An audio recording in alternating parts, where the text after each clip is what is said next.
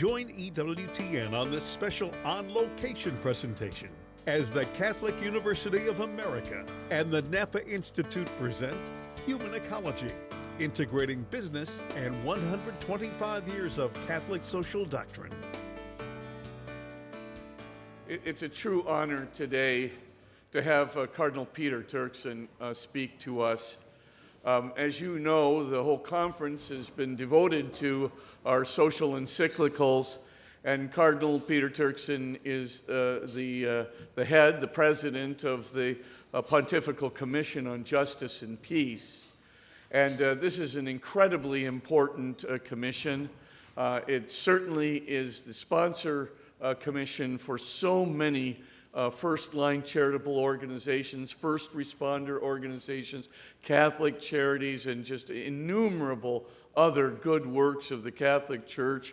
And in addition to that, also the theoretical works that the Church publishes in the area of justice and peace, which includes the Catholic social teaching. Today, Dr. Schramm did mention the Compendium on Catholic Social Teaching. This work is a very, very important and good work. I know there can be obvious disagreements with some of the things in it, but for all intents and purposes, the index alone is worth the price of admission. The way in which all the various documents that we've been discussing here have been put under each of these various themes is important. The way to read, the hermeneutic for reading the social documents is included. It's just a real gem, and it's got some terrific things in it. And of course, Cardinal Turkson's commission has published it. I also want to say about Cardinal Turkson, he grew up in Ghana. He was ordained a priest in 1975 for the Diocese of Cape Coast in Ghana. And then he went off for his biblical studies, and he went to the Pontifical Biblical Institute in Rome. And for those of you who have not been there, this is a really hard curriculum. You wind up learning a lot of arcane Semitic languages in addition to really rigorous biblical exegetical method. And he took a licentiate there and started his dissertation, but instead returned to Ghana. He then, of course, was consecrated a bishop in 2003, and then was elevated to cardinal in 2009. 2013, he was confirmed as the president of the Pontifical Biblical Commission on Justice and Peace.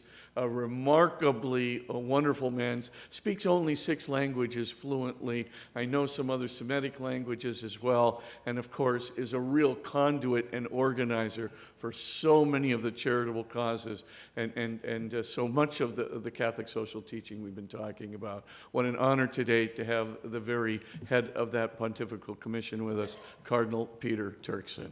Cardinal?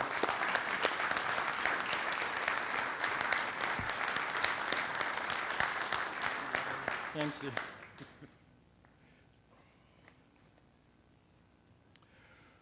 So thank you for the Spitzler, right? Yeah. Okay. So Spitzler. Thank you. So I may be able to speak all of those languages, but it's always with an accent. And that's just what this is going to be. You're going to be listening to a lot of accent. I spent time, as a father just said, in Albany, New York, for 4 years doing theology. But those 4 years of stay in Albany didn't quite vaccinate me against, accents and developing accents later in life. And so there's quite a little bit of that still left in me. So, Your Excellencies, Reverend Fathers, brothers, and all of you, my dear friends, you've asked me and invited me kindly to answer the question, is business to care for our common home? I want to thank you for so inviting our council to be part of this celebration this afternoon, these past 3 days. And so for the occasion to be part of the second time here, with this business school and for everything that you do here. My answer to this question is, of course, going to be yes, and an unqualified yes, and if you want, yes with emphasis. At the beginning of this year, in January, I was in Chile at the invitation of the business, CEO of business groups in Chile, who wanted to consider the role of business not in society, but for society. And the discussion then was the role of business, what business can do for society. And there, it was also very easy to say and to describe the role of business for society. This time, this afternoon, the question is, what can business do for the care of our common home? And so I wish to approach this, if you want, with 5 short and concise, statements or presentations. I will begin by introducing the encyclical Laudato Si, and then ask about humanity's vocation to care for the common home, and then look briefly at about how the 3 popes, so Leo XIII, John Paul II, and now Pope Francis, how they prepare us to answer the question that you put to us, and then go on to see how Laudato Si also allows us then to answer this question, and finally, we'll go on then to conclude responding specifically to the question, is business to care for our common home? So let's begin. Laudato Si. The story about Laudato Si is interesting and can be long, but we'll skip all of that. With how it began and how it began, very casually, I'd gone to the Pope on a regular session to just talk about the work in our office. And after the conversation, he says, I'm thinking about writing an encyclical on natural and human ecology. What do you think about it? So, Holy Father, it's a great idea. Go think about it. And so I leave, and on a Palm Sunday celebration, so this was in February, Palm Sunday, after Mass in St. Peter's Square, as he's used to do, he takes off his chasuble and greets all the cardinals. So he comes to me, and then, as some people in our office had suggested, we need to have a meeting with the Pope for the Pope to point out the salient features of the encyclical. So I asked Holy Father, when can we get together to discuss, the encyclical? So no, you just begin to write. And so everybody after that was, what was the Pope asking you to write? And so that was the encyclical. Pope Francis apparently didn't want us to start a draft on the encyclical with his ideas. He wanted us to start the encyclical with our own ideas, leaving us free to kind of dream the way we wanted to dream and imagine what we wanted to imagine. So, he can also then edit it. So that's actually what happened. So we handed in the draft at the beginning of July 2014, thinking that he was going to use his vacation to correct them, and by the end of summer 2014, we'd have an encyclical. Didn't happen that way. It took him a whole year to do that, and so 2015, June, we had encyclical.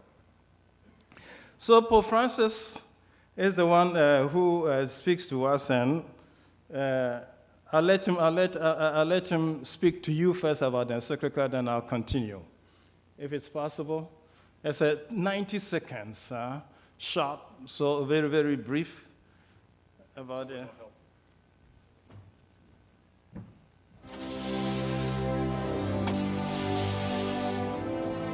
La humanidad vive una crisis que no es solamente económica y financiera, también es ecológica, educativa, moral, humana. Cuando hablamos de crisis, hablamos de peligros.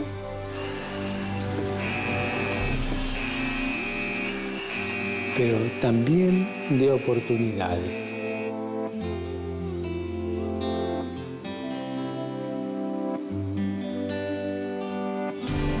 ¿Cuál es la oportunidad? La de ser solidarios.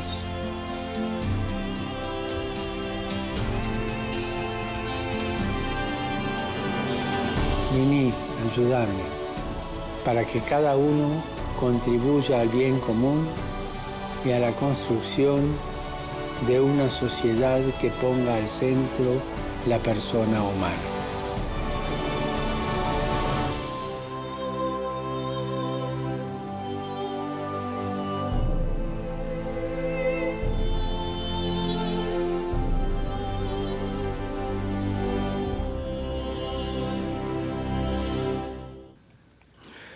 So here then are some of the key takeaways from the video on Laudato Si. The Holy Father affirms that our nature is created by God, surrendered by the gifts of creation. Our failures are that we overconsume and that we do not share the gifts of creation. We have tilled too much and we have kept too little, with dire consequences then for the poor and for the planet. And the last bit is that it is now urgent that we change our sense of progress, our management of the economy, and our style of life. Now, more than ever, the world needs leadership in all its fields of endeavor, and the various fields need to work together in pursuit of the common good of humanity. Everyone must play a role, and Pope Francis speaks to everyone. He exalts those in high stations in politics, in business, and in science, and encourages those who live and work in very humble circumstances, all of us to come together and to commit to the needs of changing the world and making the world a better place. So following the Pope's example, I wish to implore you to approach others whom you consider utterly different and therefore distant from yourselves. They are nevertheless your brothers and sisters, and with them we need to fashion this world into a home. And so, if I may, let me repeat, we are brothers and sisters, poor and rich, well-fed and hungry, in one common home. The Holy Father does not discriminate. He gives appropriate praise to the champions of technology and to the champions of commerce when their leadership achieves great good for the world. At the same time, he has also vigorously proclaimed the necessity for leadership and participation by those on the periphery, and not only in the centers of power. And so, the last time when he visited Latin America in July, he was in Bolivia. And in Bolivia, he met a whole group of people together that are called or referred to as the popular movements. And this is what he said to them. You, the lowly, the exploited, and the poor, you, the underprivileged, can do and are doing a lot already. I would even say that the future of humanity is in a great measure in your hands, through your ability to organize and carry out creative initiatives and alternatives, through your daily efforts to ensure that the 3 T's, trabajo, techo, and tierra, so work, housing, and land, these then constitute the areas in which you can make a difference. And so your participation in the great processes of change on the national and regional and global levels must be felt in these areas. So when Pope Francis then speaks to the business community, he encourages a broad sense of vocation which gives rise to a deepened exercise of responsibility.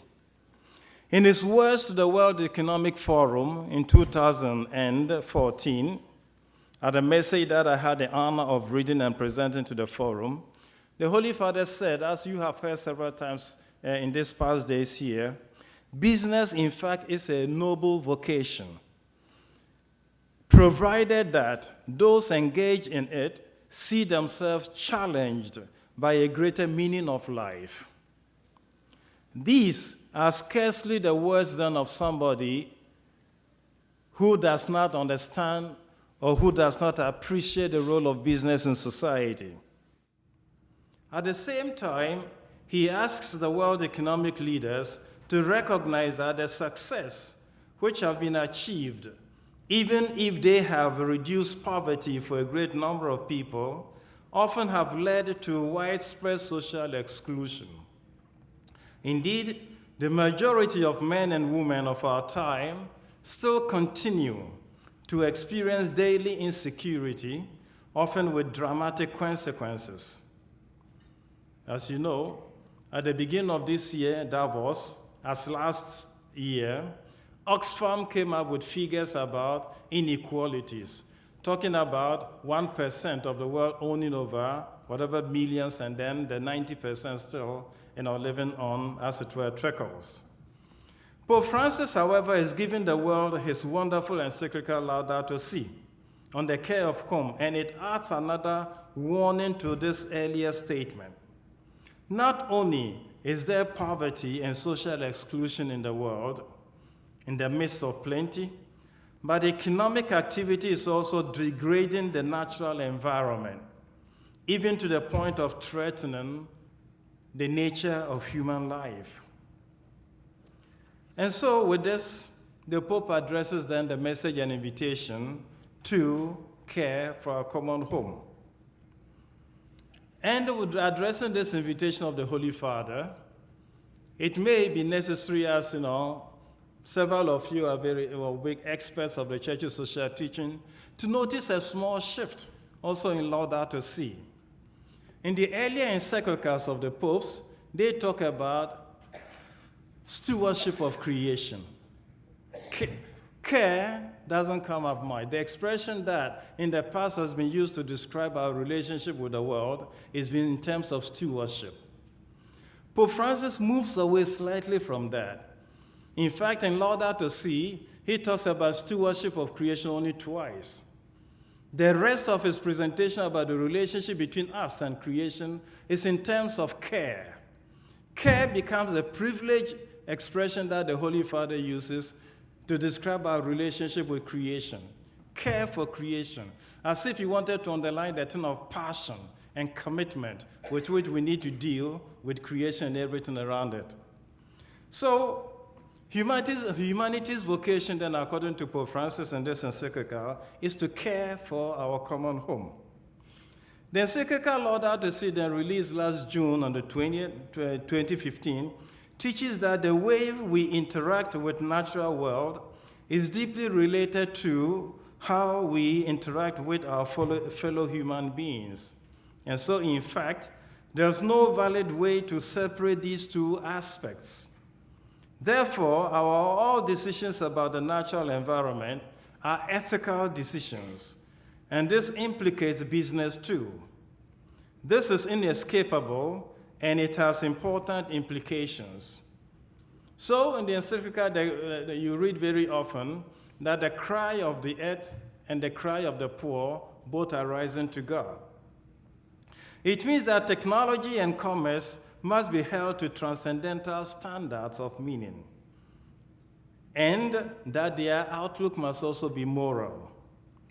They must be defined by solidarity, but with all people alive today and with those not yet born, and be oriented towards the common good. It is not enough then to be a business innovator and a producer of goods. These are worthwhile, certainly, only if they serve integrated ecological citizenship. And in this era then of great environmental crisis, actually of linked crisis in nature and society, Pope Francis asks us to hear not only the cry of creation or nature, but also the cry of the poor. Not only are we grievously damaging our common home, but in doing so, we also wounding the poor and the excluded of the world.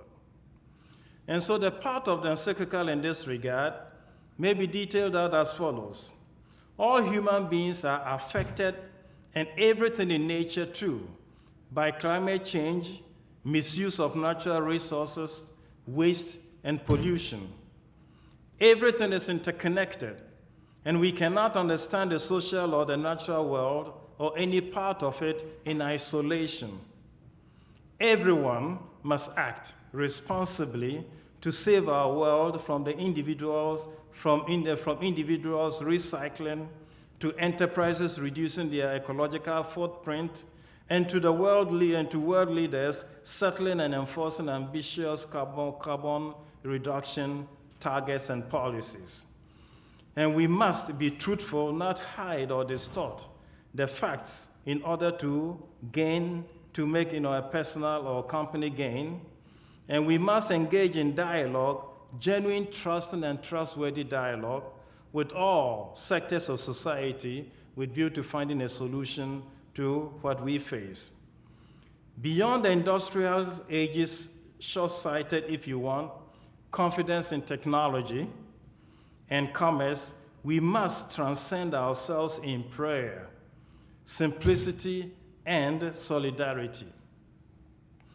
On an account of this, we can make one more step and see how the three popes, especially celebrating the 125th anniversary of Rerum Novarum, from Pius to Francis, how they help us respond to our responsibility towards creation and the poor.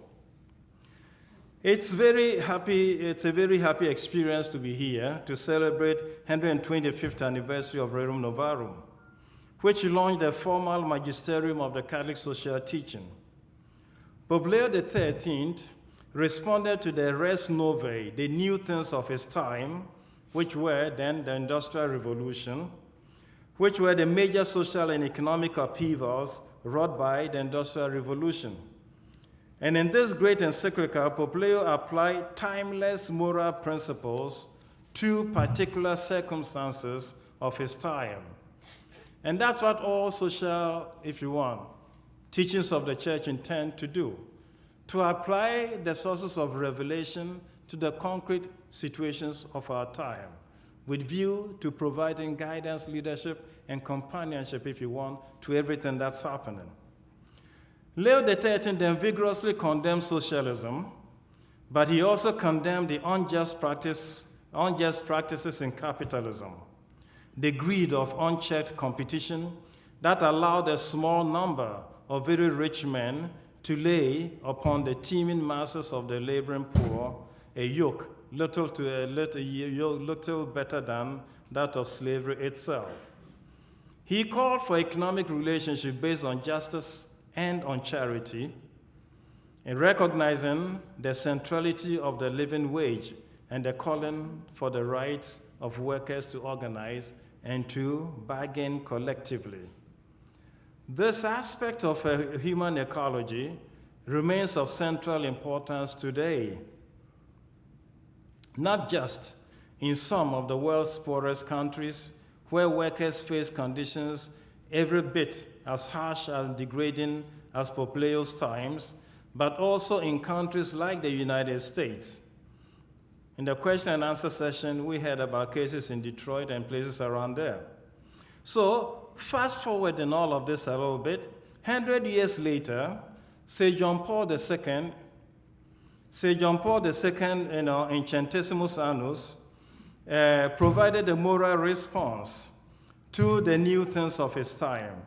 And in this case, after the fall of the wall in Berlin and the collapse of communism, John Paul II was, of course, happy to see that degrading and inhuman systems confined to the trash can of history.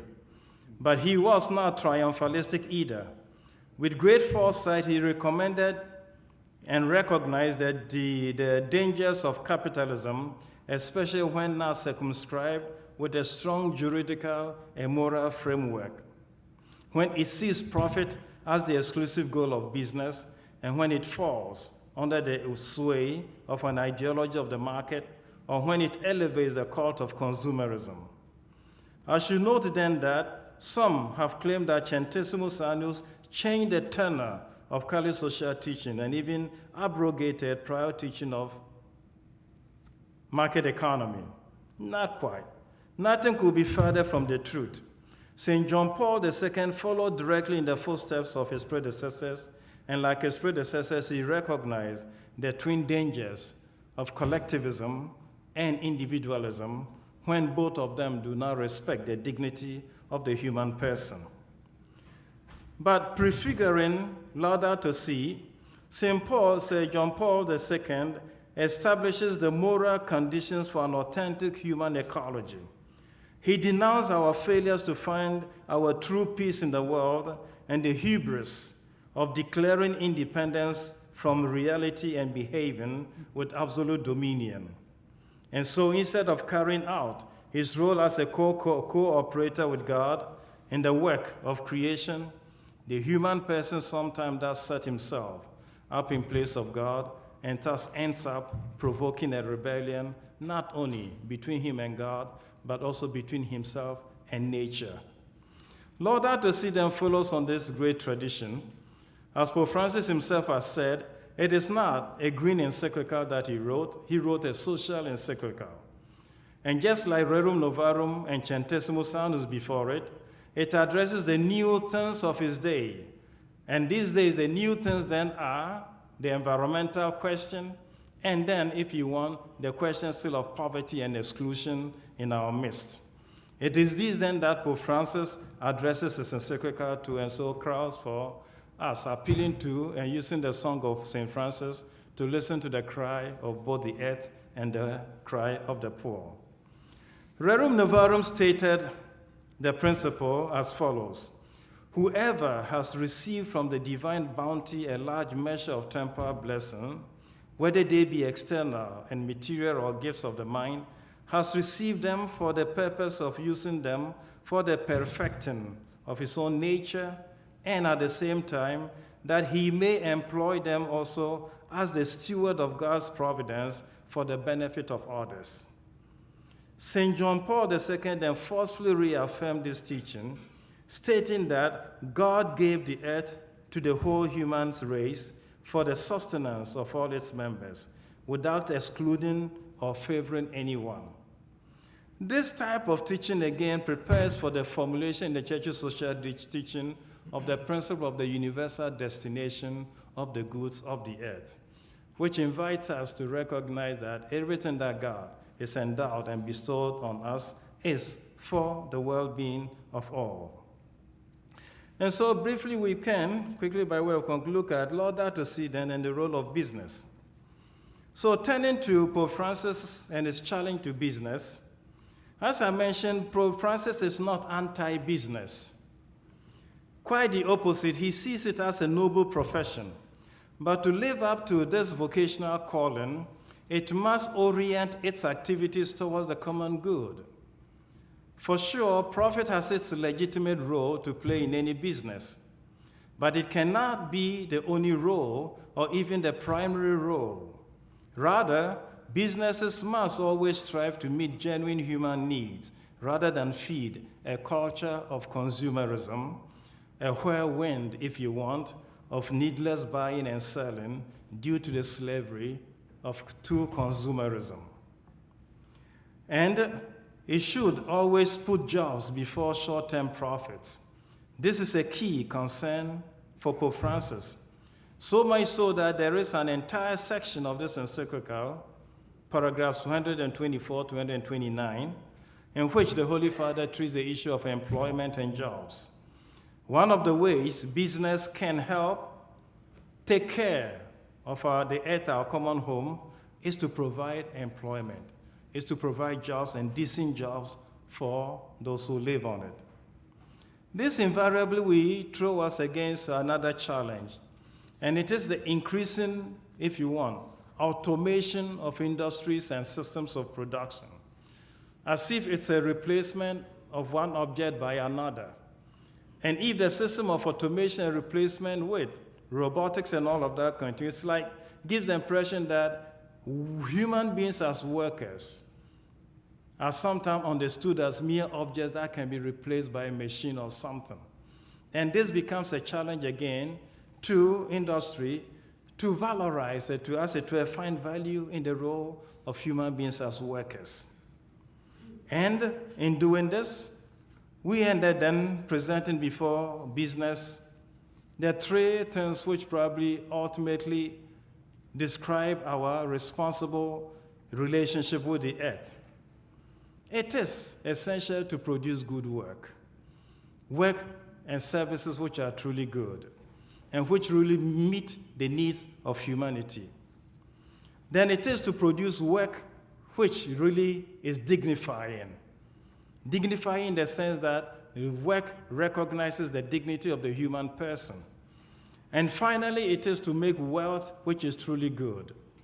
And wealth which is truly good is wealth that does not only accrue to a profit of industry and the owners, but as Henry Ford is supposed to have said years ago over here, there's no point in having an automobile culture when people earn salaries of bicycles. Having an automobile culture with people earning salaries of bicycles does not allow them to provide a market, the necessary market for this car industry. So the wealth then must also be a wealth which is commensurate with the dignity of the workers and human person.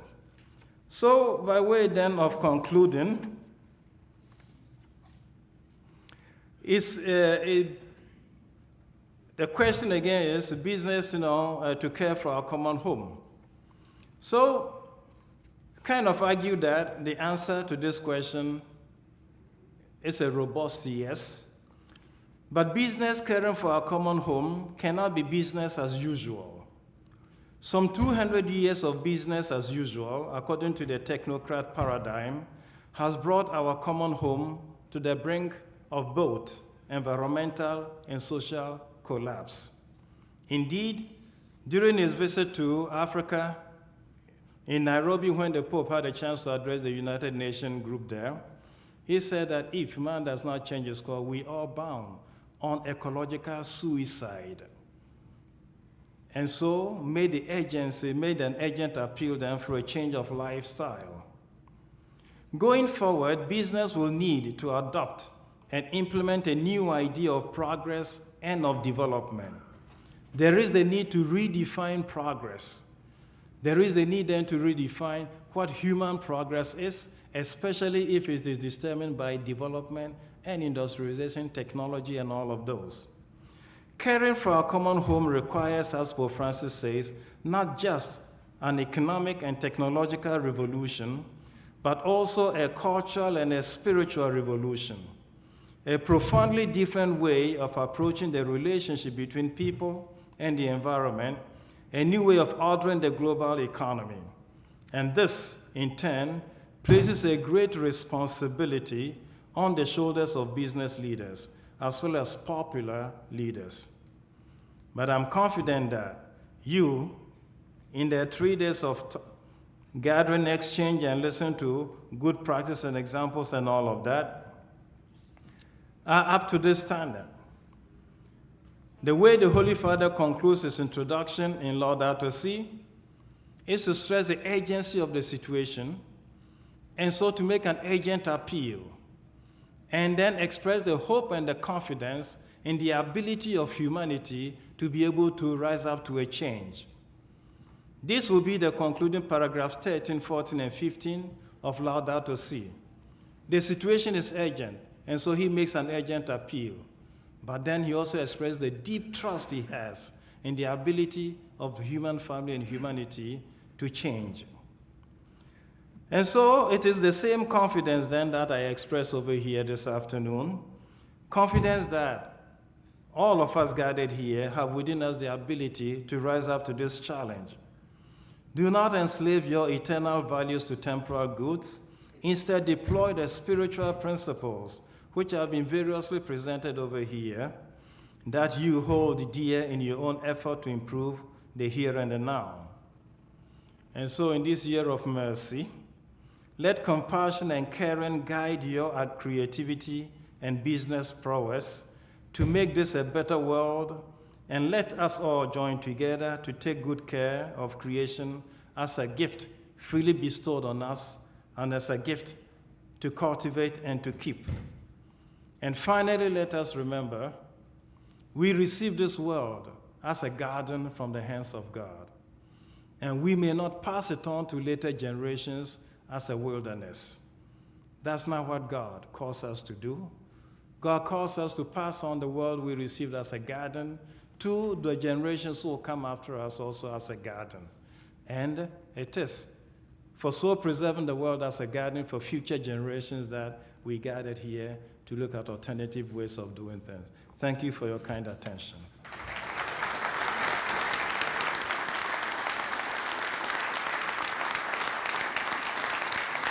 Thank you, Eminence. Thank you very much. That was great.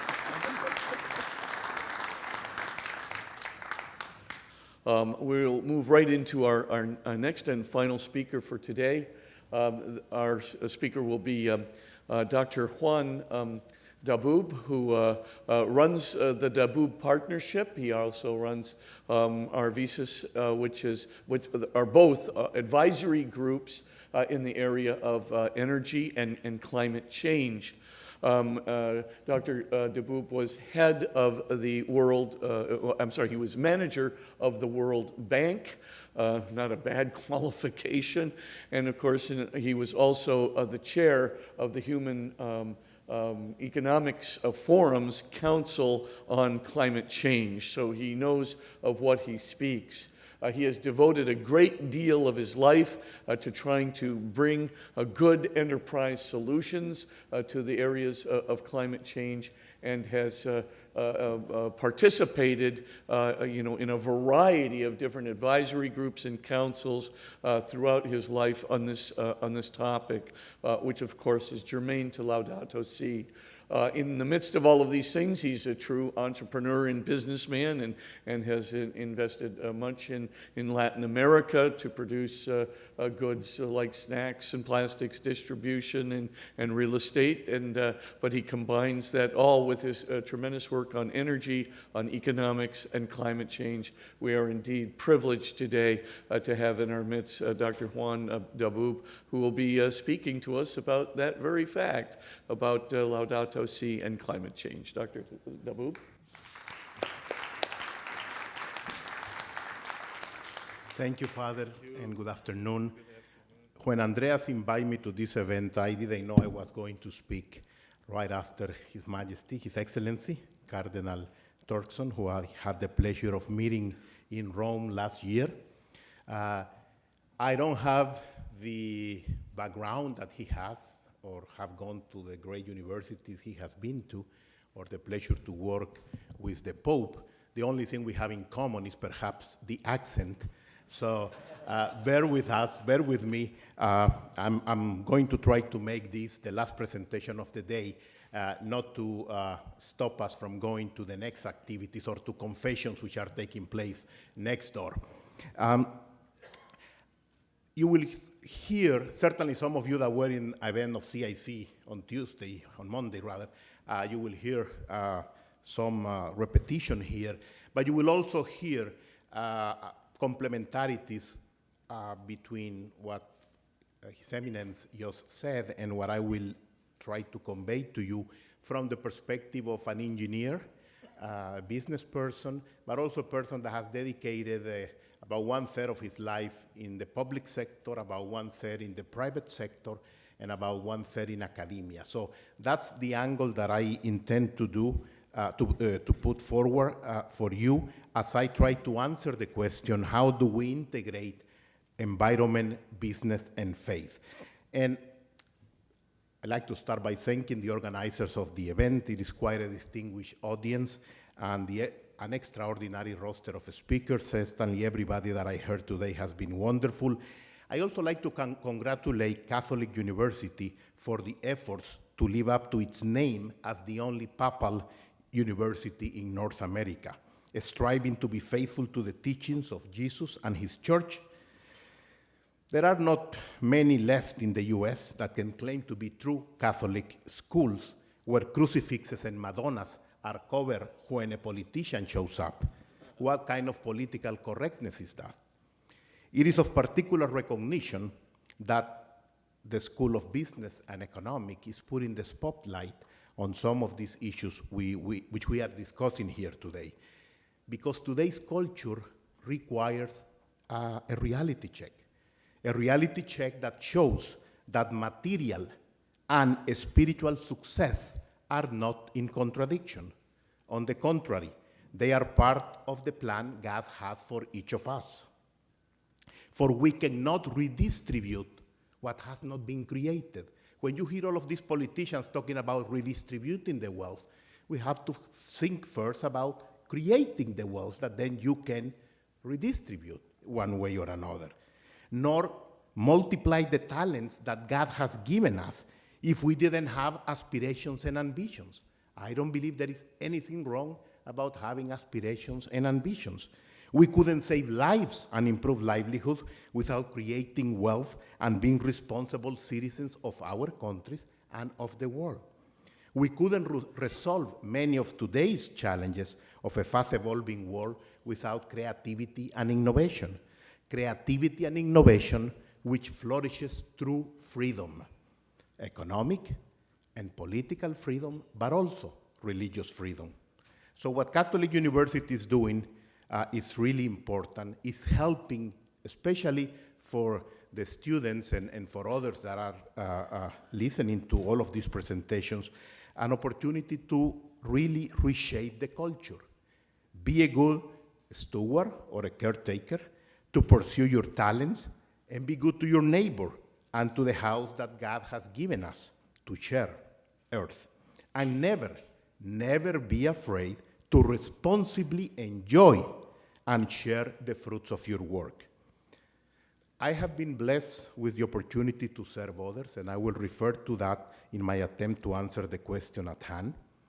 As a Catholic businessman, public policy maker, and non-for-profit advocate, I have had the opportunity to make decisions that actually test some of the basic principles and values that we have been hearing of today. And I don't mean this in theory. What do you do if you are part of an organization that is trying to tie development to abortion accessibility? Or what do you do when donors to developing nations condition aid to accepting theories that make people a commodity? That's the reality that is happening out there in many of the global organizations. And one has to be very clear and oppose or make your point without being ashamed. I did that while I was at the World Bank, and I was attacked for that. They were even saying, you know, we go to Dr. Daboub's office and there is a picture of Virgin Mary. That was the big attack. You know, I said, I don't have one picture of Virgin Mary. I have several around my office and many more at home. But that is part of the reality that takes place out there. I was also attacked when the World Bank wanted to go beyond the Kairos consensus. And there was a loan to be given to the country of Madagascar, and when you see at the conditionality, that is, I'll give you this money if you do A, B, and C, C was a series of indicators that would ask questions to the clinics and hospitals in that country, questions like, can you please confirm that 15 minutes before the sexual act, the person actually used this? So how can anybody use that metric in a truthful manner, in a scientific manner? And so just by asking sometimes the questions, you actually reveal some of the intentions behind some of these endeavors.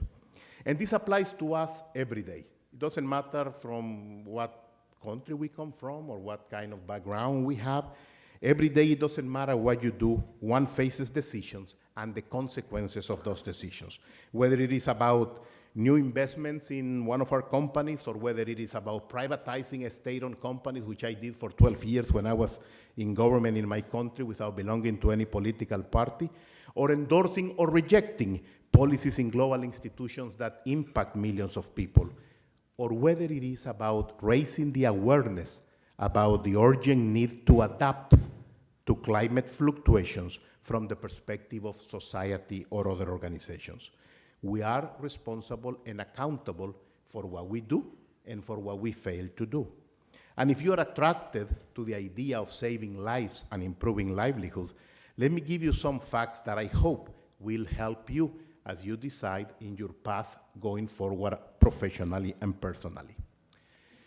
ND, that stands for Notre Dame Gain Scientists, have calculated that people living in countries like the Cardinals, Ghana, or my country, El Salvador, have 10 times more chance of being affected by a climate disaster than those in wealthy countries each year. Increasingly, droughts, food security, superstorms, and civil conflicts impact poverty and injustice.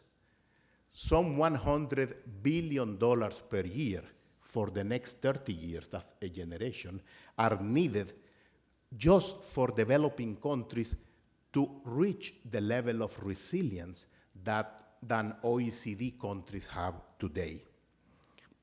It will take about 100 years to reach that level of development. Therefore, leapfrogging is crucial. We can wait 100 years.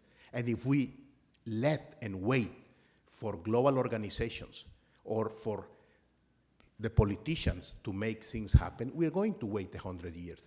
It has to come from the innovation and the creativeness that individuals and the private sector, together with civil society, can actually accelerate this process. The magnitude of the process of the program is so big that we really need to get as many sectors involved.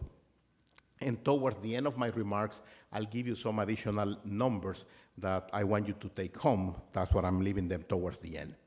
So after these introductory remarks, allow me to first set the stage based on my humble understanding of the work of the three popes, Pope Leo XIII, San Juan Pablo II, and Papa Francisco. And second, I will try to do that if technology doesn't fail. I'll show you what am I doing with other people in order to put into practice what we are discussing here or what we are preaching here. Pope Francis has started a revolution. Building on the work of Pope Leo XIII, Rerum Novarum, and St. John Paul II, Centésimos Annos, Francisco's latest encyclical, Laudato Si, shows that there is a third way to take a look at one of the most controversial issues of our time, the link between faith, business, and the environment. After all the political correctness that limits an open and frank discussion, it is no longer taboo to actually talk about human beings. In my view, Francis has offered a constructive space between those who believe that human beings are solely responsible for destroying the environment and those who believe that there are no environmental problems at all. See, up to a few years ago, there were only two choices. You either accepted that there was man-made global warming and the world was ending tomorrow, which if it was ending tomorrow, why even bother about it? Or you didn't accept that. For example, some politicians and movie stars from Hollywood view of the world focuses on polar bears. One could argue that that's a view against human beings. In this view, the world will be a better place without any humans, or at least as few as possible. Francis, on the other hand, is pro-humans. Pope Francis highlights human dignity, part of which is spiritual or faith-based, and part of which comes from individuals taking destiny into their own hands. From my experience, the famous three critical elements define dignity. One, a job. With work, with a job, an individual has responsibility and accountability about his and her own success. It stimulates freedom to create and innovate. It allows to move geographically from challenged places to safer ones. It provides upward mobility and means to prosper. It helps save lives and improve livelihoods. Two, the environment. Earth provides the means for our mundane existence. And this is not new to Christians. We understand the importance of protecting it. God tells us about that in Genesis. We also understand that any human being has the capacity to produce more than what she or he can consume. As a matter of fact, can produce much more even for others. 3, faith. We believe that success on earth has to be within the context of our relationship with God in order to be welcome in heaven. This relationship is reflected in the love for others. These are not strange topics to Catholics. The earth is a gift from God, a gift that needs to be protected. A job, as stated in the parable of the talents, creates wealth. And you are asked, not invited, you are asked not to bury your talents, but to multiply them. So being successful in business is not a bad thing. The results of hard work are a way to fulfill one of God's mandates to us. And faith is the glue that keeps it all together. Faith is about the principles and values that distinguish human beings from animals, polar bears from babies. Pope Francis recognizes this. In his letter to Dabo, as stated by the Cardinal, Pope Francis encouraged, in the letter of the Pope to Davos 2 years ago, Pope Francis encouraged the leaders of the free world to use their talents and their innovation and creativeness to resolve the challenges of a fast-evolving world, where the great trends coming from the effects of weather-related events, population shifts, and economic development cannot and will not likely be resolved by politicians or global organizations alone. It is primarily the private sector that has the means to find these solutions and requires the participation of civil society. There are some quotes from the popes that will be distributed. I think most of you will know them.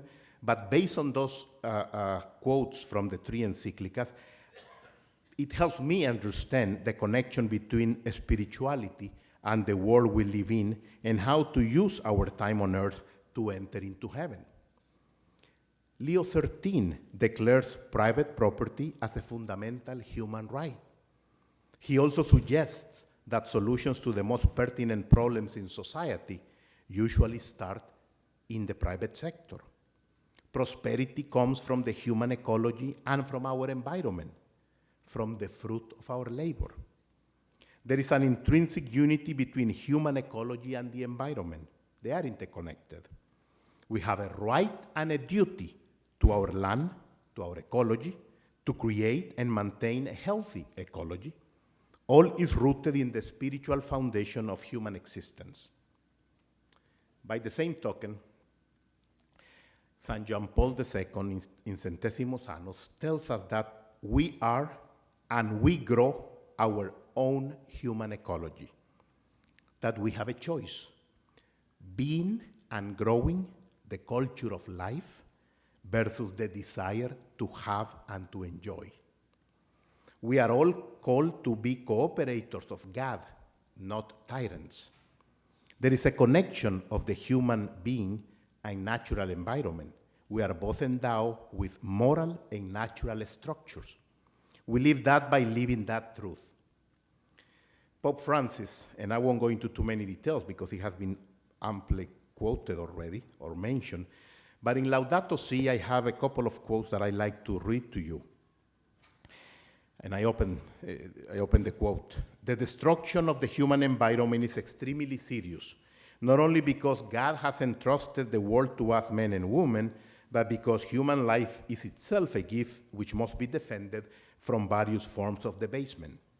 Every effort to protect and improve our world entails profound changes in lifestyles, models of production and consumption, and established structures of power which today govern societies. Francis points at Benedict's Book of Nature. He observed that the world cannot be analyzed by isolating only one of its aspects, since the Book of Nature is one indivisible and includes the environment, life, sexuality, the family, social relations, and so forth. The human environment and the natural environment deteriorate together.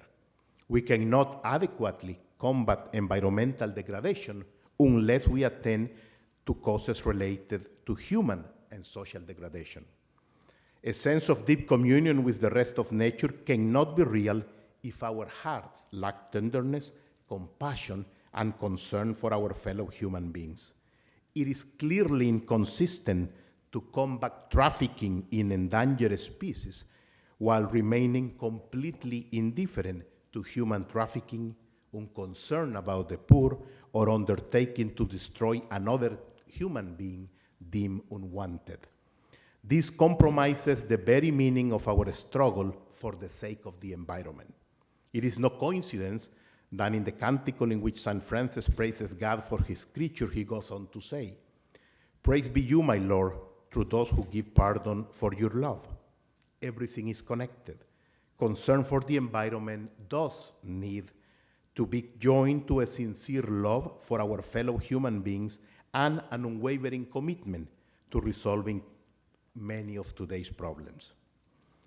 Laudato Si connects directly with the work I'm doing at NDGain, and I take one final quote: "Productive diversification offers the fullest possibility to human ingenuity to create and innovate, while at the same time protecting the environment and creating more sources of employment."